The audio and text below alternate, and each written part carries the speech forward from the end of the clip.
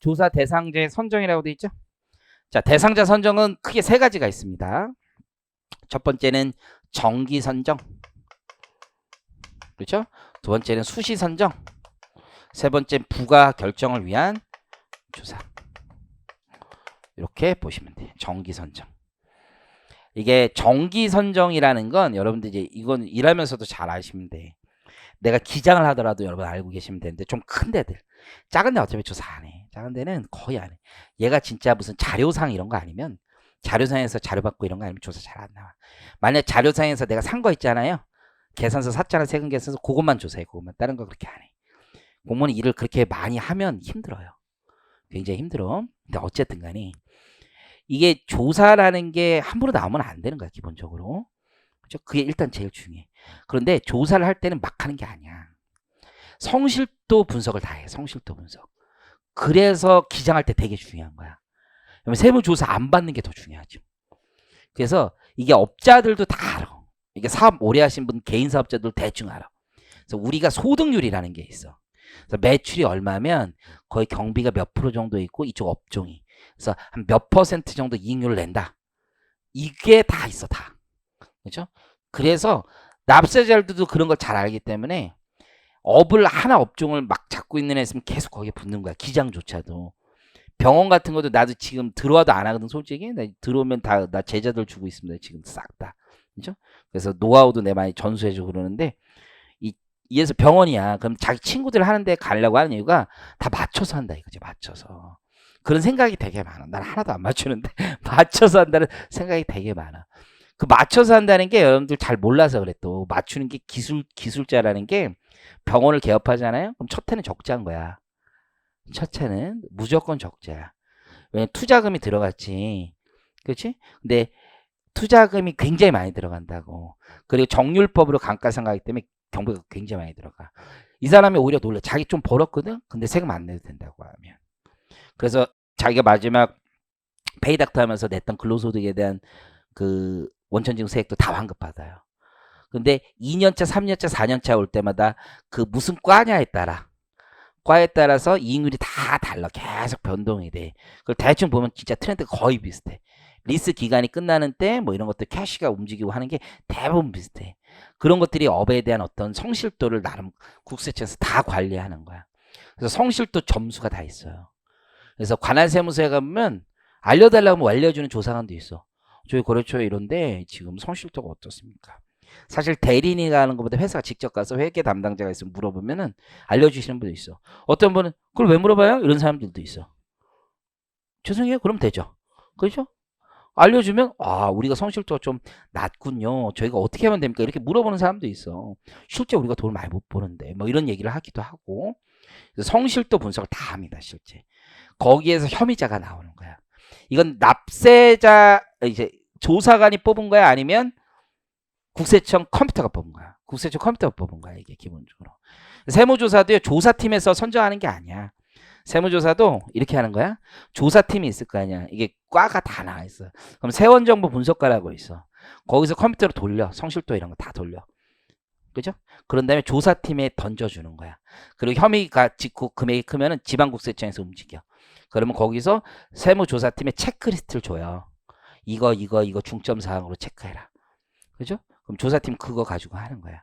대신 조사팀 반장님이 까치라고 그러면 중점사항 이외에도 막 조사하는 거지.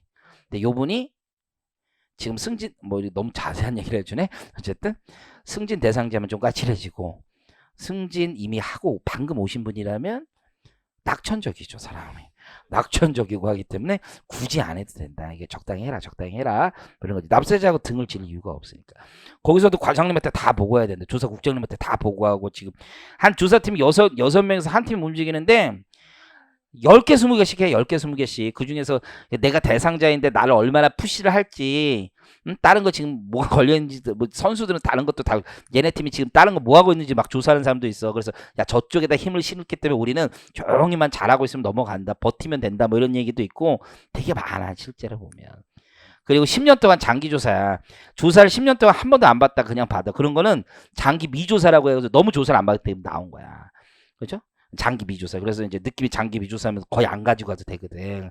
그럼 이제 반장님하고 얘기해. 이게 장기죠? 이렇게 물어보면 선수네? 뭐 이런 얘기하는 거죠. 선수네? 적당히 맞추죠. 뭐 이렇게 얘기하기도 하고 밀당에 뭐 3개가 있지. 그런 거야. 그런 게. 성실도 분석부터 시작을 하는 거야.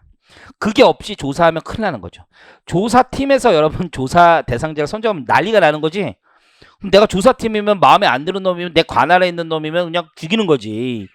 세원 관리과하고 업무 분장이 되는 거죠. 업무 분장이 안 돼 있으면 조사 대상자 선정을 함부로 하면 안 되니까. 그렇게 생각하시면 돼. 그럼 세무 공무원은 다음 중 어느 하나에 해당하는 경우에는 정기적으로 신고의 적정성을 검증하기 위하여 대상을 정기 선정하여 세무조사할 수 있다. 객관적 기준에 따라 공정하게 선정해야 된다. 그래서 1, 2, 3번 있죠? 암기하는 거야. 그대로 못 외워. 그대로. 첫 번째는 뭐냐면 국세청이 청장이 납세자의 신고 내용에 대해서 신고한 내용을 검증하는 거야. 기본적으로. 과세 자료, 세무정보, 심지어 회계 감사 의견 있죠? 한정 의견이라고 들어봤어? 한정 의견? 이거 빼고 나머지 괜찮다는 시간. 이게 재무제표 감사를 했는데 공인회계사 감사했는데 그 재고자산 빼고 나머지는 괜찮다. 영어로 except for라고 해. 이거 빼고 나머지는 괜찮다. 뭐 이런 것들 있죠. 부적정 의견 뭐 쓰레기다 뭐 이런 거지. 다 틀렸다 뭐 이런 거. 의견 거절 감사 범위에 제한이 생겨서 난 모르겠다 뭐 이렇게 얘기하는 거야. 뭐 그런 거 보니까 이상하더라 이거지. 회계 성실도까지 이제 다 분석한다. 그렇죠? 이거 회계 성실도 이런 거는 그냥 내가 그렇다고 하는 게 아니라 그냥 추정하는 거야. 추정. 절대 그렇다는 얘기가 아니라 이제 공인회계사 회가 있을 거 아니야. 거기서도 이제 여러 가지 얘기를 할 거 아니에요? 그러면 이제 의원님들도 많이 만나고 그런단 말이야. 그럼 의원님들이 얘기하다가 우리 회 발전을 위해서 뭐를 넣을까요? 뭐 이런 얘기 할 수 있잖아. 그럼 조사 대상자 선정에 회계 성실도도 넣으면 안 됩니까? 회계 감사 의견도 넣으면 안 됩니까? 뭐 이런 얘기가 나올 수 있지 않지 않을까라고 추정을 해보지 않을까라고 하는 거야. 그러면 쓱쓱쓱 들어가는 거지. 그러면서 이제 공인회계사에서 중점 사업 올해 이제 회원님들에게 또 알려준단 말이야. 그 보니까 그렇게 들어. 아, 회계 성실도 검사가 뭐 세무조사 정기 선정 사유로 들어온 걸 우리 모두 축하합시다. 뭐 이런 얘기를 하는 거지. 누굴 위한 축하인지는 모르겠어. 어쨌든 이렇다는 거야. 여러분들 우리나라에서는 매출인 것 자산이 갑자기 5천억 넘는 회사에 어쨌든 무조건 5년에 한번 조사받습니다. 대기업은 그래서 무조건 5년에 한번 조사받아. 그래서 그런 게 동그라미 2번이에요. 최근 4과세기간 이상 같은 세목 조사를 받지 아니한 납세자에 대해서 업종 규모, 경제력 집중 등을 고려하여 대통령령으로 정하는 바에 따라 적정한지 검증할 필요는. 그러니까 대기업 조사는 아예 법에 있는 거예요. 세 번째가 여러분들 오해하면 안 돼요. 무작위 추출 방식으로 표본 조사를 했다. 아무나 뽑을 수 있는 거 아니에요? 이 무작위 표본 추출했다라는 증거가 있어야 돼. 안 그러면 다 위법한 거야.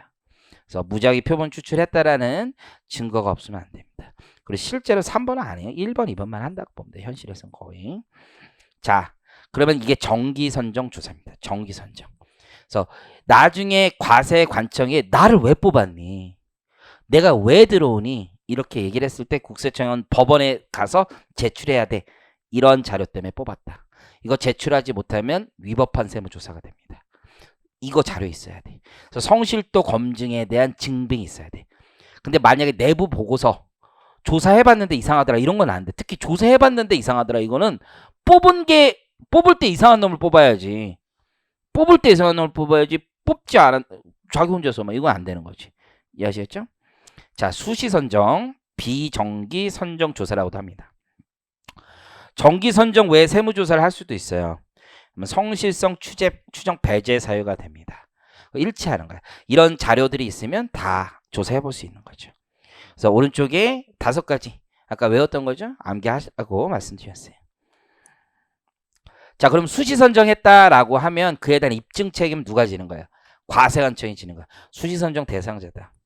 납세자가 성실하지 않다라는 증거가 있어야 된다는 거죠. 근데 우리 원래 성실성 추정하기로 했잖아. 추정 배제 사유가 있다는 점을 과세관청이 입증 책임을 집니다. 자, 세 번째가 부가 결정을 위한 조사예요. 상속세 증여세입니다. 그래서 여러분들이 상속세 같은 거는 신고하지 않아요. 무조건 세무조사야. 한 30억 넘으면 서울지방국세청이나 중부지방국세청 조사하고 밑에는 세무서 조사하거든. 무조건 조사야. 무조건. 그래서 서울지방국세청이라면 예를 들어서 조사 1국은 대기업들 조사하는 거고 나는 2국 많이 하는데 2국은 중견 중소기업들 많이 하는 거고 3국이 재산 조사를 상속재산 4국은 이제 특별조사라고 해가지고 이제 뭐 자기들 말도 뭐 독수리 오형제 뭐 이렇게 얘기도 하고 그러는데 어쨌든 간에 거긴 이제 특수조사 하는 거 이제 그런 데들이 있습니다. 4국에 걸리면 뭐 뼈도 못 추린다 뭐 이런 얘기가 있어요. 그래서 공무원 하시는 분 중에 세무사 분들 있지 4국에 많이 있어 많이. 이분들은 막 밤 11시에 전화합니다. 대리인한테 밤 11시에 전화해서 이 자료 안 왔다 이거 빨리 달라. 환장합니다. 그렇죠? 11시에 전화하면 화냅니까 우리가? 늦게까지 일하시네요 이러면서 같이 얘기하고 그렇죠? 숙제도 많이 주고 같은 게 피곤합니다. 그래서 거기 부가 결정을 위한 조사는 선정 요건 없는 거야. 이거는 3국에서 하는 건데 보통 상속 재산 조사야. 상속 재산. 상속 증여 조사는 부가 결정을 위한 거기 때문에 선정 요건이 없어. 그냥 부가 결정을 위한 조사야. 이해하시겠죠?